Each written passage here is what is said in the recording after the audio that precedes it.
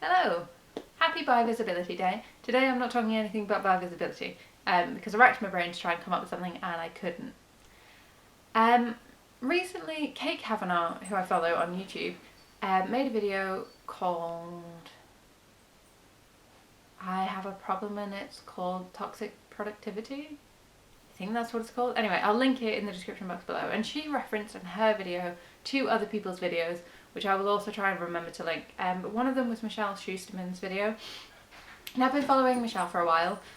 Casual first name there. I've been following Michelle Schusterman on YouTube for a while, and I've signed up to her mailing list, and she's just emailed out a thing about toxic productivity again as well, and how you don't need to write every day.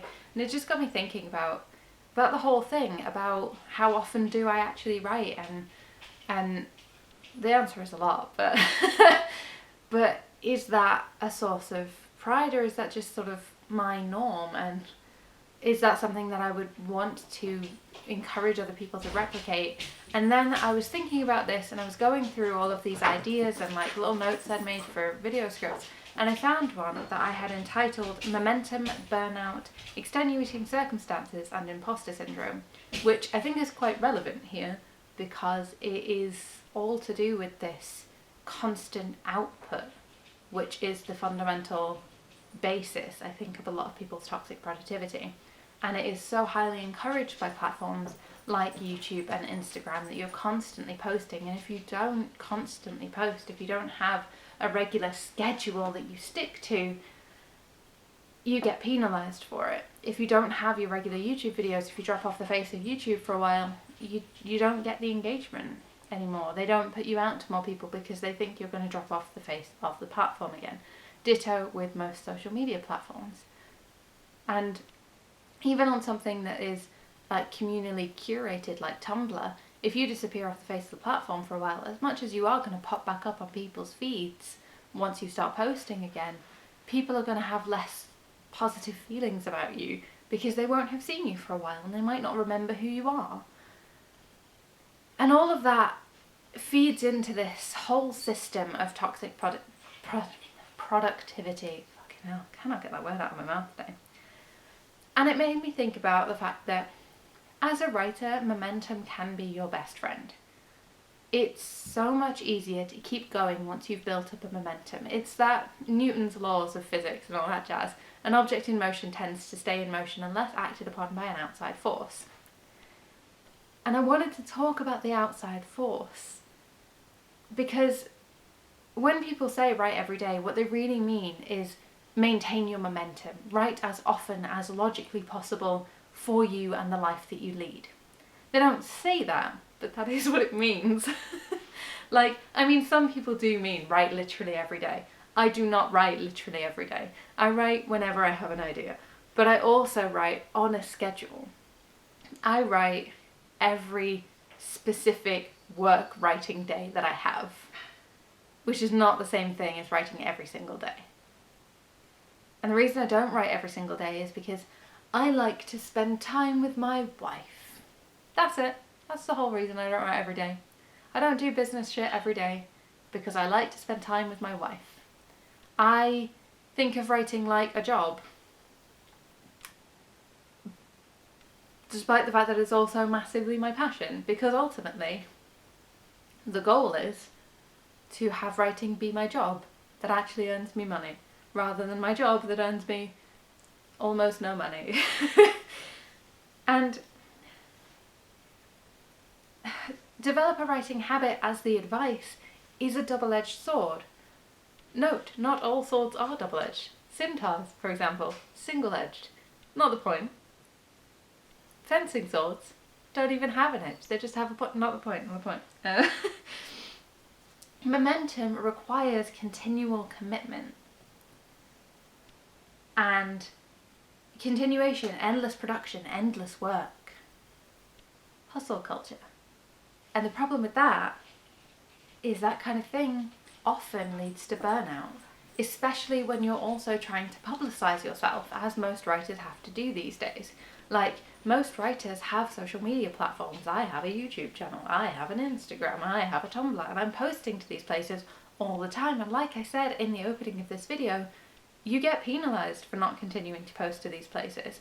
And eventually you are going to have to decide at some point, when extenuating circumstances hit, what's most important. Do you maintain your social media presence to the detriment of your writing? Or do you maintain your writing to the detriment of your social media presence so no one can ever find you ever again? Which is why people talk about email lists. But I'm not here to talk to you about email lists, because I've got 8 people on mine. If you'd like to sign up for my mailing list, the links are in the description below, and I'm about to run a giveaway for my book birthday. My book, by the way, Arlan Breaking the Curse, is a new adult fantasy novel. All of the info about that, again, links in the description box below. Or you can click on my actual channel, and there's a bunch of videos about it. I'll try and remember to put the playlist for Guardian Cadet series in the cards. Anyway, extenuating circumstances will hit. What's an extenuating circumstance? You get sick, you get injured, your laptop breaks, you lose some of your work and you fall behind on your plan, somebody needs your help and you think, oh well, one day won't hurt. I mean, it won't, but you lose your day job, you get a new day job, you begin a relationship, you end a relationship, you get a dog. Come here. Come here so I can show you off. Come here. You get a dog. Hi. And apparently he takes more work than you were expecting. But he's cute, right? Tell me he's cute, because you have to have a redeeming feature. You're very annoying. Or a combination of those things. Or anything else. Or maybe you get a dog and then fairly immediately afterwards you get sick. Which is what happened with us, isn't it, pork chops? And whomp, suddenly you can't continue your output. Your momentum is gone, the burnout hits, and you have to decide whether to try and push through or how long of a rest you're going to take. You're going to risk. Now, rest is, of course, the best solution to burnout, but it's also the hardest one. And so often, all of this stuff, as soon as these extenuating circumstances hit and you reach burnout point, you feel like such an imposter. The imposter syndrome comes right on the heels of that, because suddenly your output, the thing that you kind of maybe prided yourself on before, because I know you did, we all do, it's not there anymore, and you feel like you've been faking it this entire time, and you don't know what to do with that feeling, because nobody's ever taught you how to deal with that feeling, because nobody ever does.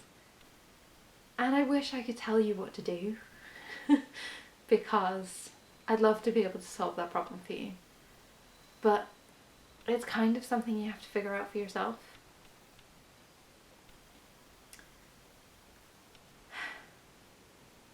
Ultimately, there will be times in your life where you cannot be productive at all, or you cannot be as productive as you once were, or you cannot be the productivity, you cannot have the productivity that you strive for. Ultimately, at some point you will have to pick, because your dog needs more care than you anticipated. You will have to pick whether it's more important to you to maintain your social media presence or to write books. Heck, you may have to pick which social media is the most important to you so that you can fall off and just maintain one single thing. And it's really fucking hard to make that choice. Thank you. But it's so important. And if you can make that choice ahead of time, it will save you a whole lot of issues in the long run. Make your decision now. Figure out what you're most likely to drop, what you're most okay with dropping. And then make a list going all the way down to the thing that you absolutely would not want to drop for anything more than a week.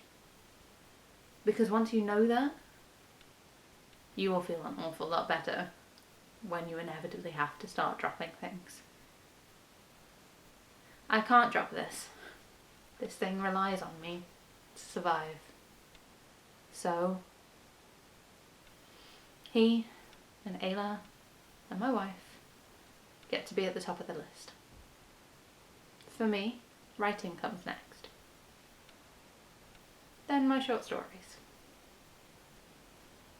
Then, well, those things shift depending on why I'm dropping off the face of the earth. Because sometimes you don't want to drop YouTube, but if you're too sick to sit up and make a video, you're too sick to sit up and make a video. That's the end of that story.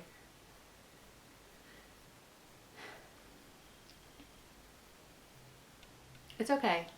I know I've talked about in the past filling those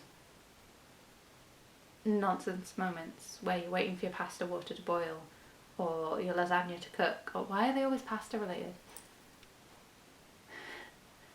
Filling those nonsense in-betweeny times with writing. But ultimately, if you can't do that, if you don't have the brain space to fill those time periods with writing, that is okay. It's okay if you have to take a break. It's okay if you have to take a break for a couple of months, a couple of years. It's going to be hard to get back into it. It always is. But you can do it. And taking care of yourself is kind of more important. You know, I hope you found this video at least entertaining. I mean, I don't know if it's the most entertaining video in the world.